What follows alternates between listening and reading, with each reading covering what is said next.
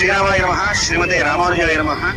దశావతార అలంకారాల క్రమంలో నేడు మనకి సీతారామచంద్ర స్వామి వారు వరాహ రూపంలో దర్శనాన్ని అనుగ్రహిస్తూ ఉన్నారు. వరాహ అవతారం భూమిని ఉద్ధరించడానికి ధరించినటువంటి అవతారం.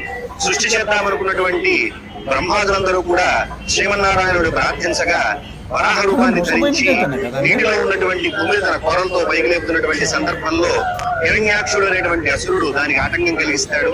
ఆయనని సంహరించి భూమిని ఉద్ధరిస్తాడు. వరాహమూర్తిగా ఉన్నటువంటి స్వామి ఈ వరాహాన్ని యజ్ఞవరాహుడిగా అని అభివర్ణిస్తారు. మనకి కృష్ణ అనేటువంటి తొలిగా పిలిపించుకున్నటువంటి రూపం ఏదైనా ఉందయ్యా అంటే మనకి వరాహ రూపమే.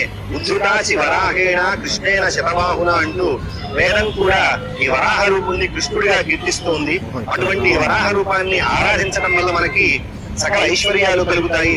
అంతేకాకుండా రాహుగ్రహ సంబంధమైనటువంటి బాధ కూడా తొలుగుతుందని మనకి జ్యోతిష్ శాస్త్రం చెబుతుంది.